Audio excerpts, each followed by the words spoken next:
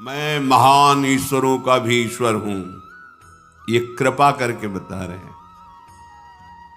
समस्त भूतों का, समस्त ईश्वरों का भी ईश्वर हूं। भगवान वृंदावन बिहारी लाल की एक अंश से नारायण भगवान का प्रादुर्भाव होता है। गर्ग संहिता में पढ़ना, एक सखी प्रकट होती है तो 4 मुख वाले ब्रह्मा, 100 मुख वाले, 1000 मुख वाले ब्रह्मा, ऐसे ब्रह्मा की पंक्ति लाइन लगी हुई है। 4 भुजा वाले नारायण, सहस्त्र भुजा वाले नारायण। वो सखी पूछती, तुम किस ब्रह्मांड के ब्रह्मा हो, क्या सूचना दूं श्री भगवान को? कौन से ब्रह्मा हो तुम, कौन से नारायण हो? अब आपको लगता है एक ही नारायण, एक ही ब्रह्मा है। अनंत ब्रह्मांड, अनंत ब्रह्मांडों के अधीश्वर किससे प्रकट है? प्रभु बिहारी विहारिंजो। ये श्रीमद् भागवत में व्यास भगवान कह रहे हैं कि सब भगवान के अंश से, पर भगवान श्री कृष्ण पूर्ण परमात्मा, पूर्ण भगवान। भगवान कह रहे हैं, बड़ी कृपा करके भगवान अवतार लेते हैं। ये दुष्टों को मारना भगवान के लिए कोई बात नहीं। एक संकल्प करते हैं तो सृजन पालन लीला उसी संकल्प से चलती रहती है।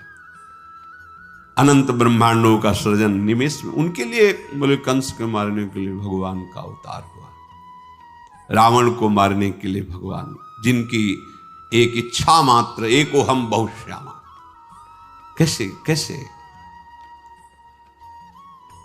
ये जो नहीं जानते हैं वो भगवान श्री कृष्ण को ऐसा कहने लगते हैं। 5 किलो का एक बांट लीजिए और ऐसे अंगुली में रखिए, देखो कितने घंटे रख सकते हो? 7 दिन 7 रात 5 किलो का बांट रख के दिखाओ।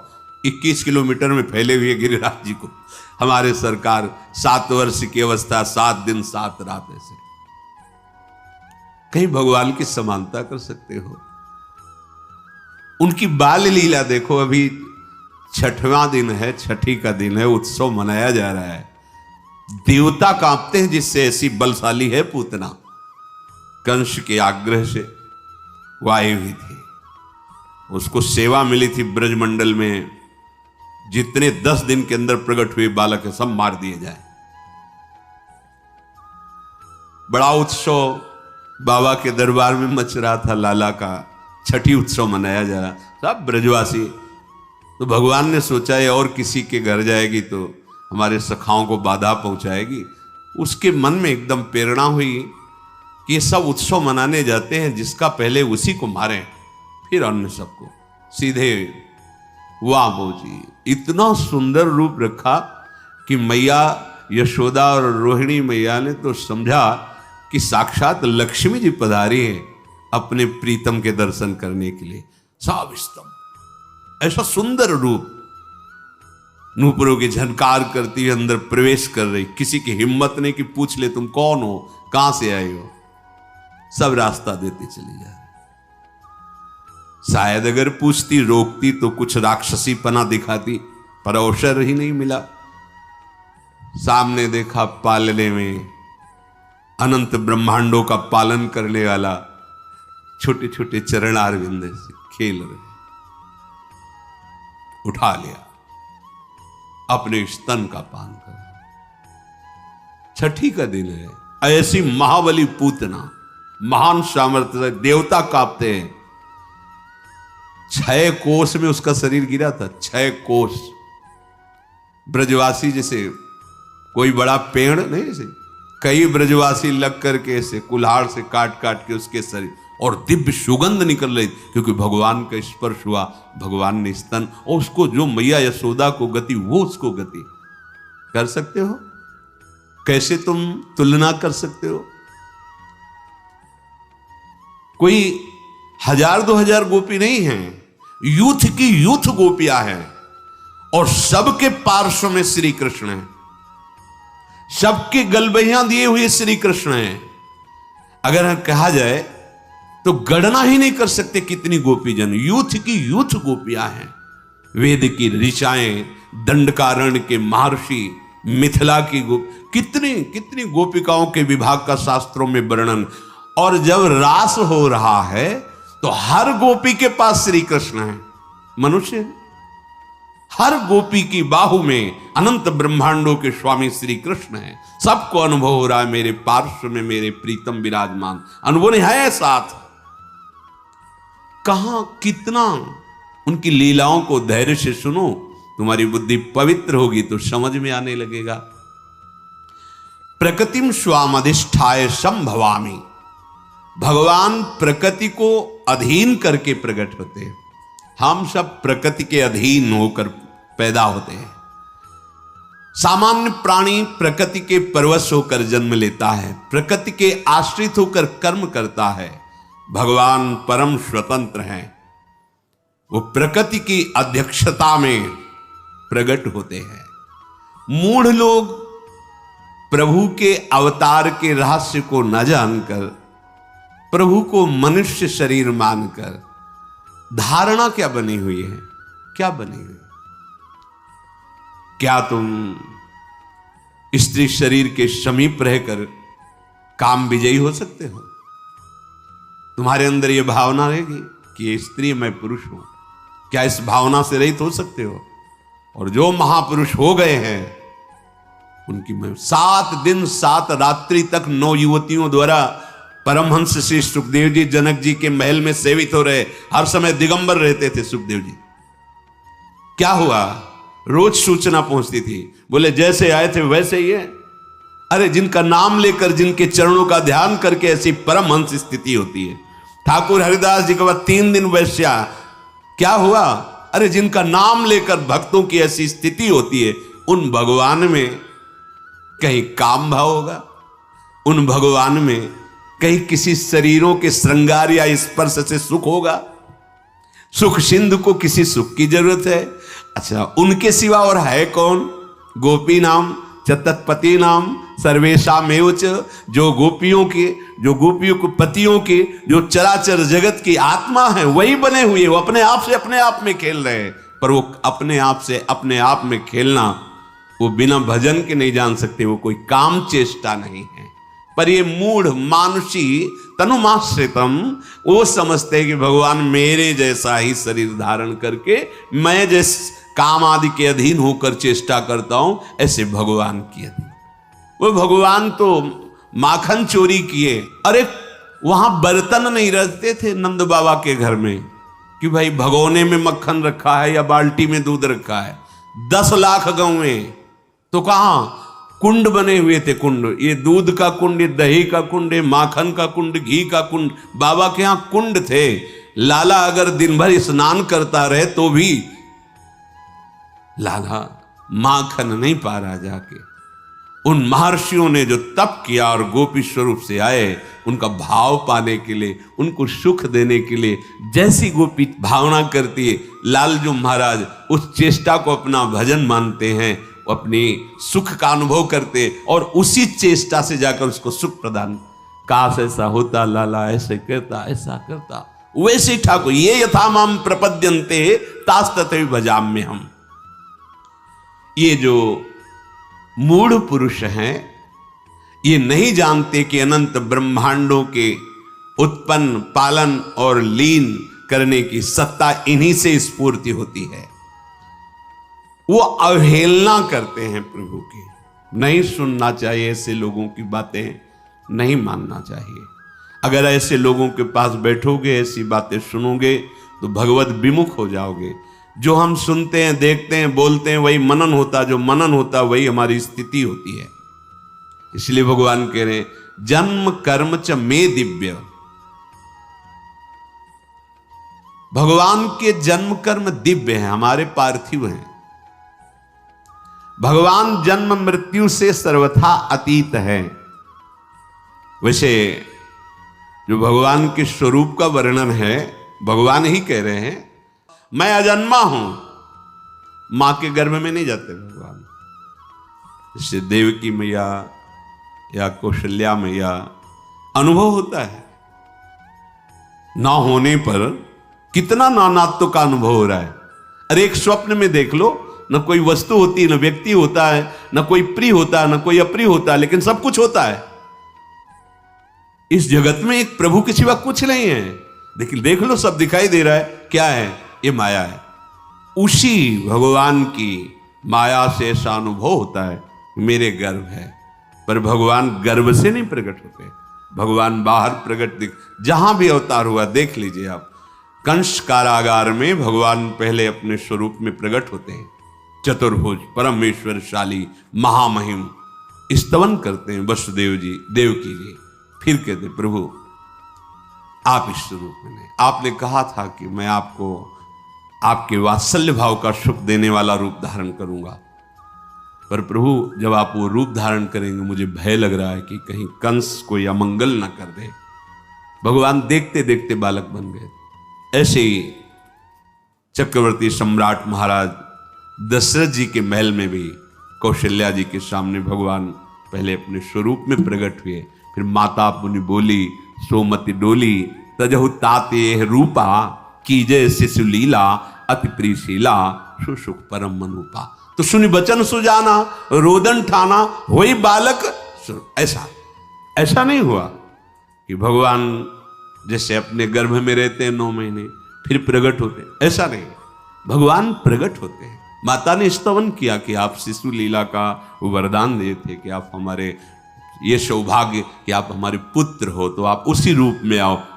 सुनि बचन सुजाना, रोदन टाना, वही बालक स्वरूपा। उसी समय भगवान बाल स्वरूप हो जाते हैं।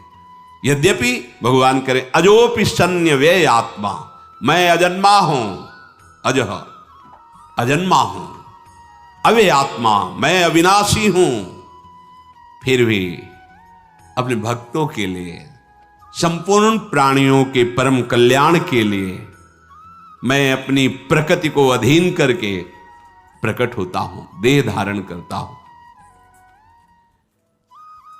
जब तक हम भजन नहीं करेंगे तब तक भगवान की लीला, भगवान की महिमा को हम नहीं जान पाएंगे, क्योंकि हमारी इच्छाएं तो अभी भोगों में है। जहां इच्छा है वही ममत्व है, आसक्ति वही चिंतन है। कैसे जान पाएंगे? जब तक उनका चिंतन नहीं है तो कैसे जान पाओगे? संसार का चिंतन करने वाला हृदय कभी भगवदानंद का अनुभव नहीं कर सकता, और जो भगवदानंद का अनुभव करने वाला, अनन्य चिंतन करने वाला, उसकी दृष्टि में संसार होता ही नहीं है। वहां केवल प्रभु होते, केवल प्रभु, वासुदेवा सर्वम, केवल भगवान। ये ऐसा जैसे आपको दिखाई दे रहा है तो लगता है भावना करनी होती है, ये प्रारंभिक है ही नहीं कोई, केवल प्रभु ही। देखो गोपी जन करे जित देखूं तित श्याममय, श्याम ही श्याम, जड़ चैतन्य कछु नहीं दिखत, जित दिखत तित श्याम खड़े। भगवान जब प्रकट होते हैं तो लीला ऐसे ही करते हैं कि कोई विवेकवान भक्तिवान ही भगवान को समझ पावे, नहीं तो जैसे सत्राजित पधारे ना, तो सत्यभामा के साथ भगवान भी रो रहे थे, बड़ी विपत्ति आई, हमारे ससुर पधार गए, वैसा ऐसा। लीला ऐसी लीला करते हैं कि ये लगेगा कि भगवान है भला। हमें तुम्हें तो बात जाने दो, गरुड़ जी को नागपाश में बंद गए, मुझे छुड़ाना पड़ रहा है। इसीलिए इनकी शरण में रहकर इनसे प्रार्थना करता रहे कि कभी हमारे नेत्रों में आपकी माया का पर्दा न पड़ने पावे नाथ। भगवान की लीलाएं अलौकिक हैं। भगवान का चिदानंद धाम है, जहां अनादि अनंत, अनादिकाल से अनंत काल तक उनकी चिदानंदमयी लीला होती रहती है। उन्हीं भगवान को सर्वांतर्यामी रूप से निराकार भाव से उपासना की जाती है। जब अवतार लेते हैं तो सगुण साकार। इसीलिए हरिराम व्यास जी और बड़े बड़े महापुरुष कहते हैं निर्गुण सगुण ब्रह्म ते न्यारे, दोनों से बिलग, क्योंकि इन्हीं से है वो हमारे बिहारी बिहारिंजू, जो नित्य वृंदावन चिदानंद धाम है। ये अपने महल में विराजते हैं बिहारी बिहारिंजू, और इन्हीं के अंश से सब ये लीलाएं होती रहती है। अब यहां से जब अवतार लेते हैं ब्रजमंडल में, तो यहां 2 अवतारों की लीला आती है। एक भगवान के ऐश्वर्य अवतार जो कंस कारागार से नंदालय में पधारते हैं, और एक निकुंज से जो अद्भुत रास विलास लीला करते हैं। अगर ये रास विलास लीला भगवान नारायण की होती तो ध्रुवदास जी ने वर्णन किया है, शिव श्रीपति यद्यपि ललचाही मन प्रवेश तिन उनको नाही, निगमागम की कौन चलावे महाविष्णु के मन नहीं आवे, या रस को तवही अधिकारी कृपा करें जब राधा प्यारी। अगर रसिकों की वाणी का आपको परिचय नहीं है तो आप केवल पुराणों से सिद्धांतों से नहीं समझ पाएंगे, क्योंकि उसके आगे जिसे वेद कहता नेति नेति, उसके आगे रसिक जनों ने जो स्वाद लिया है, जो देखा है, वो यहां वेद रसकन की वाणी श्री वृंदावन धाम इष्ट श्यामा महारानी, तब ये आंतरिक रहस्य समझ में आता है। गीता में भी भगवान जी ने कहा कि अनन्य भक्ति के द्वारा ही मैं संपूर्णतया जानने में आता हूं, कोई तप यज्ञ आदि के द्वारा मेरे संपूर्ण रूप को नहीं जान सकता। अनन्य भक्ति अर्थात प्रेम के द्वारा ही मैं पूर्ण जानने में आ जाता हूं। कोई रंग ही नहीं है जिससे, कल एक बच्ची पूछ रही थी, प्रियाजू कितनी गोरी हैं और श्याम सुंदर कितने काले हैं। गोरी प्रिया भी चकोरी की तरह जिले देखती है, ऐसे श्याम सुंदर है। नंद के लाल हरियो मन मोर, कौन बोल रही? हमारी स्वामी जी, जिनके रूप का वर्णन करने के लिए उनकी सखियां कहती तेरो रूप कहत नहीं आवे। प्यारी जी कैसी कोटि कोटि रसना जो रोम रोम प्रति होए, प्यारी जू के रूप को न प्रमाण कहो जाए। चाहे स्वामी जी बोले, चाहे हित जी बोले, चाहे ध्रुवदास जी बोले, जितने रसिक महापुरुष, ऐसा रूप प्यारी जी चकोरी की तरह देखती है। थे कहत चहत प्रीतम दिसी, बदन चंद्र मनो त्रसित चकोरी। आप देखो ऐसे हैं काले श्याम सुंदर कि गोरी प्रियाजू के नेत्र चकोरी की भांति उनके रूप लावण्य मिले। ऐसे मत समझना कि श्याम सुंदर काले जैसे है, ऐसे नहीं है। मुनि मन मोहन, विश्व मन मोहन, मदन मन मोहन और सुमन मन मोहन। नंदालय में जो खंभे हैं वो मणिजटित हैं, तो लालजू की जो प्रतिबिंब जब माखन खाएगा, ऐसे वो कितना सुंदर रूप, और मैया देखकर आनंद ले। सुमन मनमोहन, अपने रूप को देखकर लुभायमान हो जाते हैं और कहते हमसे दोस्ती करोगे? वो रूप दिखाई दे रहा है, बहुत सुंदर, माखन खाओगे? नहीं खाओगे। अच्छा, प्रभु अनंत ज्ञान के समुद्र, अनंत रूप के समुद्र, और प्रियालाल का जो रंग है वो प्रकृति में है ही नहीं है। प्रकृति में सतोगुण रजोगुण तमोगुण से ही सब कुछ प्रकट हुआ है, और प्रभु का त्रिगुणातीत रूप है, सच्चिदानंद रूप है। तो स्याही ही सच्चिदानंद नहीं तो कैसे बना है? पर जितने रूप है सब उनके हैं, क्योंकि कहो सो कहां जहां प्रभु नहीं, पर होते हुए भी अभी वो नहीं, और वही ना होते हुए भी सब जगह है। बड़ी सुंदर पहेली है, सुलझा लो तो महापुरुष हो जाओगे। सबसे परे सब में भरे वही है, पर इतने सुंदर हैं कि तुलना में कुछ है ही नहीं। अनंत ब्रह्मांडों में है ही नहीं कि कैसे श्याम रंग की तुलना। बस ऐसे समझो जैसे द्वितीया का चंद्रमा प्रकट हो तो शाखा, चंद्र शाखा में ऐसे, ओ देखो वृक्ष की डाल के एक हाथ ऊपर चंद्रमा दिखाई दे रहा है, ऐसे कि जैसे नवीन जलधर मेघ की कांति, जैसे केकी कंठाभ नीलम, पर नहीं है, उपमा नहीं। श्याम सुंदर की श्रीअंग कांति की तो बात जाने दो, उनका जो मोर पंख लगा हुआ है ना मुकुट में, मूर्छित हो जाओगे उसकी सुंदरता देख के। मोर है ही नहीं मोर पंख में, ऐसा दोनों अलग अलग करके दर्शन कराए जाते हैं। जब उपासक आगे चिदानंद में दिव्य कांति प्रकट हो रही मोर पंख में की, अरे उनके अंगों की तो बात जाने दो।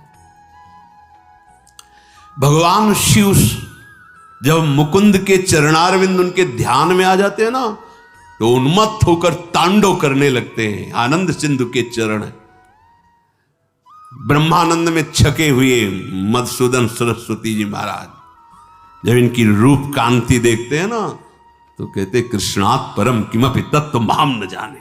अरे होश उड़ जाए, ऐसे ठाकुर है, ऐसी श्याम कांति है जिसकी उपमा ही नहीं है। ऐसा लावण्य लालजू का, रसदात्री प्रियाजू का ऐसा सौंदर्य, ऐसा स्वरूप, यही सुख प्रदान करने के लिए दोनों युगल सरकार अपने अंश से वृषभानु भवन में और नंदालय में प्रकट हुए। तो जो भगवान के जन्म कर्म दिव्य हैं, ये पहले स्वीकार करो। स्वीकृति से ही आपकी अध्यात्म उन्नति होती है। ध्यान रखना, अगर देहाभिमान भाव है तो बड़े से बड़ी साधना कर लो, उसका फल मिलेगा, ब्रह्मलोक तक पहुंच सकते हो, लेकिन जीवन मुक्त नहीं हो सकते, प्रेमी नहीं हो सकते। स्वीकृति, देह स्वीकृति तो ब्रह्मलोक तक जा सकते हो। बड़ी बड़ी साधना, बड़ी बड़ी तपस्या, मैं तपस्वी, मैं साधक, मैं त्यागी, मैं, उसका फल मिलेगा आपको। लेकिन इस मैं का समर्पण जब होता है तब जो दिव्यता आती है। ये समर्पण कब होता? पहली स्वीकृति हृदय में कि प्रभु है, प्रभु दिव्य है, उनकी लीला दिव्य है, उनका नाम त्रिगुणातीत है, उनका धाम त्रिगुणातीत है। किसी की मत सुनो। ये जो नाम की निंदा करते हैं, धाम की अवहेलना करते हैं, नामों में भेद पैदा करते हैं और नाना प्रकार की उपासनाओं में, ये भगवान की माया के द्वारा हमारी परीक्षा हो रही अपनी इष्ट निष्ठा की। किसी की निंदा नहीं करनी, पर अपनी इष्ट निष्ठा की, जो गुरु प्रदत्त नाम धाम रूप लीला। कोई भी ज्ञानी महापुरुष, कोई भी सिद्ध महापुरुष बिना नाम के नहीं है। खूब भ्रमण करके बड़े बड़े ब्रह्मानंद में छके हुए महापुरुषों के संग से बात अनुभव करके वो भी नाम में ही लगे हुए। अनुभूति हो गई है, पर अपने आत्मस्वरूप प्रभु की सेवा में। हमने तो बड़े महापुरुषों को देखा शालिग्राम भगवान की सेवा करते, ब्रह्मबोध संपन्न महापुरुष, चरणामृत लेना, तुलसी चढ़ाना, प्रणाम, संन्यास, ब्रह्म मार्ग, ब्रह्म की अनुभूति करने वाले। हाँ, अरे सनकादि से बढ़कर कौन है? हरि शरणम, हरि शरणम। होश में कलयुग है, जिससे तुम्हारा काम बनेगा उसी को बिगाड़ दिया जाएगा, वही भाव बिगाड़ दिया जाएगा। मत सुनो किसी की बात, मान लो खुद तुम्हारा हृदय कहने लगेगा कि आप सत्य मार्ग में हो। भगवन नाम, भगवत लीला गुण गायन श्रवण और भगवत धाम, ये उपासना के विशेष खंभ हैं। इन्हीं पर प्रेम प्रसाद, प्रेम महल खड़ा होगा और उसी प्रेम महल में प्रिया प्रीतम की लीला में आपका प्रवेश होगा। भगवान कृपा करके अवतार लिए हैं, जो उनके प्रेमी जन हैं उनको सुख प्रदान करने के लिए, जो भूले हुए जन हैं उनको ऐसी लीला जिसका गायन करके, श्रवण करके परम पवित्र हृदय होकर उनकी प्राप्ति कर ले। भगवान की लीला गायन श्रवण से जैसी पवित्रता प्राप्त होती, ऐसे और किसी साधन से नहीं। कि रत्नावती जी ने केवल भगवान की महिमा सुनी, लीला सुनी, महान भागवत भक्त भूप कहकर उनको नाभाजी ने संबोधन किया। मथुरा की ब्राह्मण पत्नियां केवल भगवत चर्चा सुनी, उसके प्रभाव से भगवत साक्षात्कार हुआ। भगवान कृपा करके अवतरित होते हैं, ऐसी लीलाएं करते हैं जिनको हम गा करके, सुन करके, चिंतन करके भगवान की प्राप्ति करते हैं।